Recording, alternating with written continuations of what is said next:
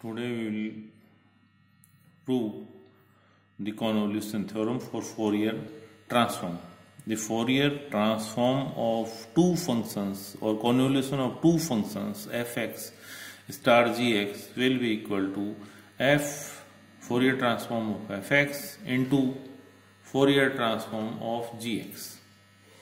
By definition of Fourier complex transform, we have Fourier transform of fx is defined as 1 upon 2 pi under root minus infinity to infinity e raised to power iota px fx dx, or we can write this one as f bar p. Similarly, we can define the Fourier transform, complex Fourier transform of gx as Fourier f gx is equal to 1 upon 2 pi under root integration minus infinity to infinity e raised to power iota px gx dx will be equal to g bar p. By definition of convolution of two functions, f star g is defined as 0 to infinity minus infinity to infinity fu gx minus u du. Therefore, Fourier transform of convolution of two functions will be given as 1 upon 2 pi under root integration minus 0 infinity to infinity e raised to power iota px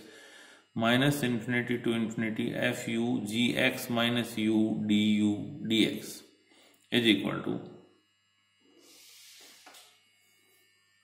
1 upon 2 pi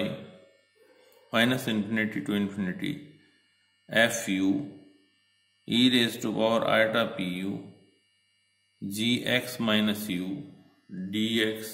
and du on changing the order of integration. Changing the order of integration.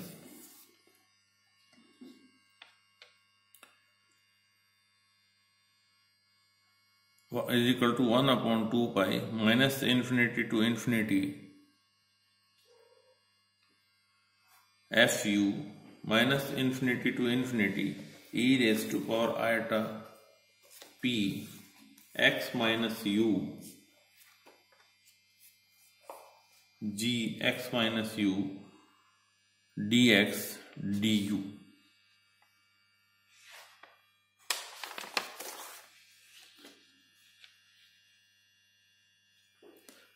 One or is equal to 1 upon 2 pi minus infinity to infinity fu e raised to power iota pu minus infinity to infinity e raised to power minus pt gt dt and du. Put x minus u is equal to t, then dx is equal to dt, or Fourier transform of fx star gx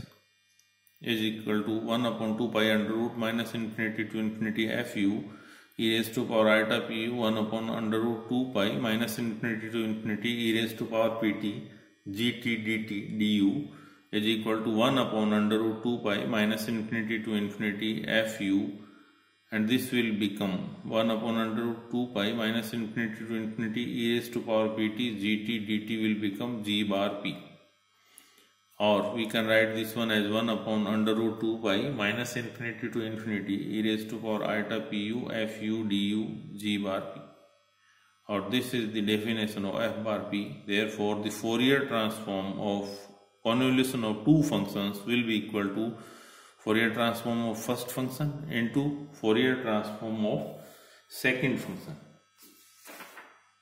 Now we will discuss about the Parseval's identity.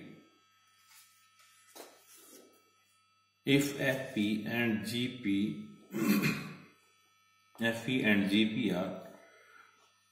two functions, two Fourier transform of fx and gx respectively, where fp is the Fourier transform of fx and gp is the Fourier transform of gx, then first part minus integration minus infinity to infinity fp g bar p dp is equal to minus infinity to infinity fx g bar x dx, where bar represents the complex conjugate. Second one is minus infinity to infinity fp mod whole square dp is equal to minus infinity to infinity fx dx. Using the inversion formula for Fourier transform, we get gx is equal to 1 upon 2 pi under root integration minus infinity to infinity e raised to power minus iota px gp dp.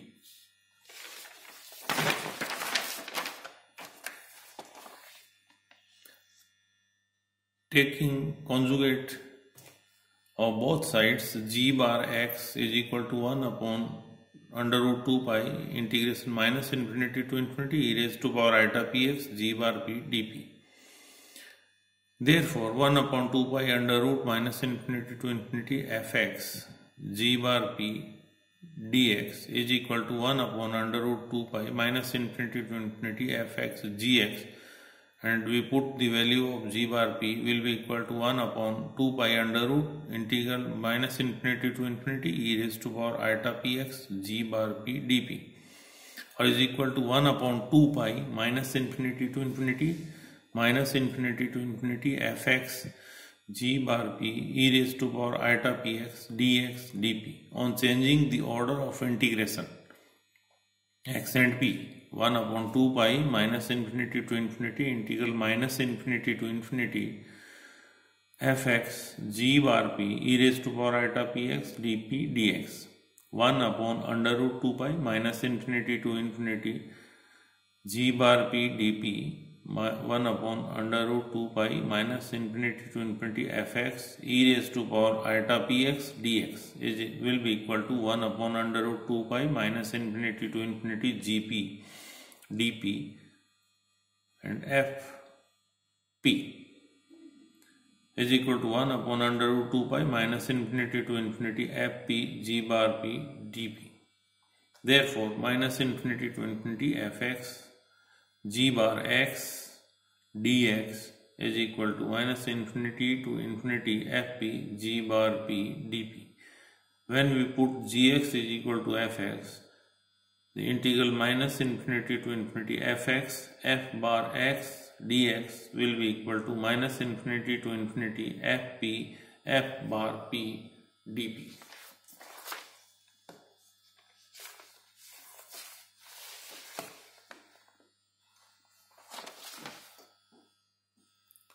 Or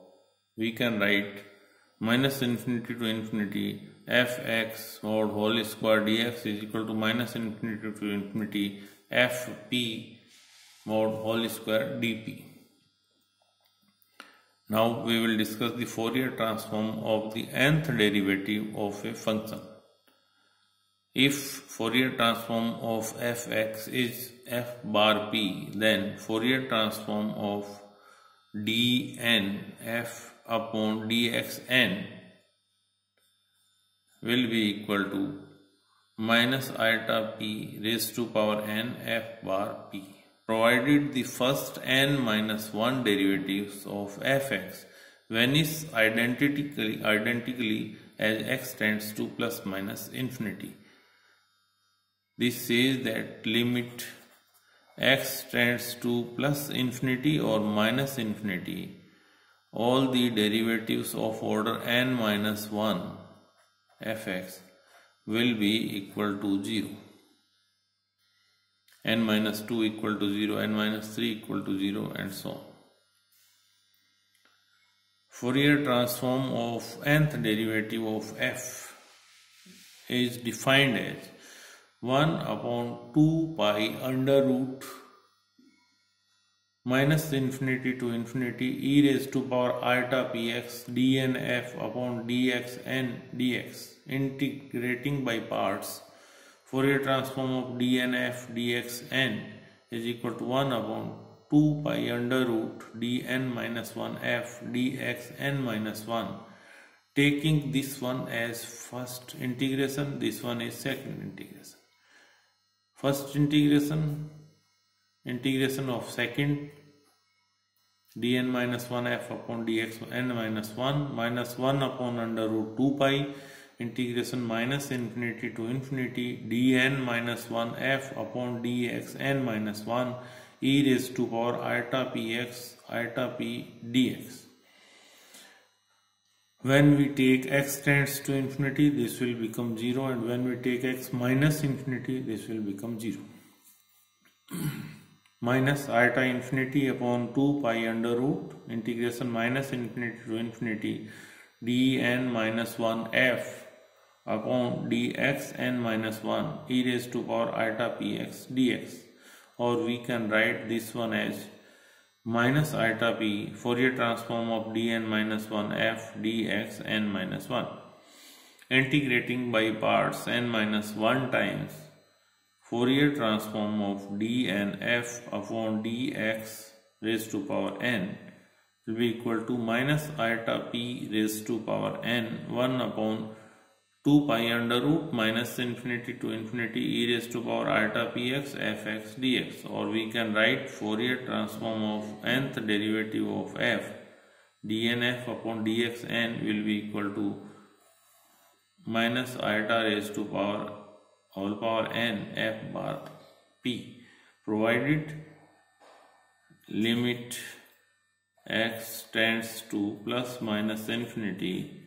n minus 1 x will be equal to 0.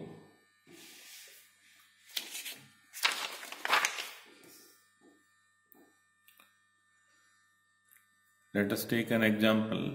If fx is equal to 1 when mod of x is less than a and 0 when x is greater than a, and f bar p will be equal to 2 sin pa upon p when p is not equal to 0, then prove that integral 0 to infinity sin square ax upon x square dx is equal to pi a upon 2. We can prove this one by taking Parseval's identity, and when we put fx is equal to 1 when x is less than a, and f bar p is given as 2 sin pa upon p when p is not equal to 0. Putting these quantities in Parseval identity, we get the required result.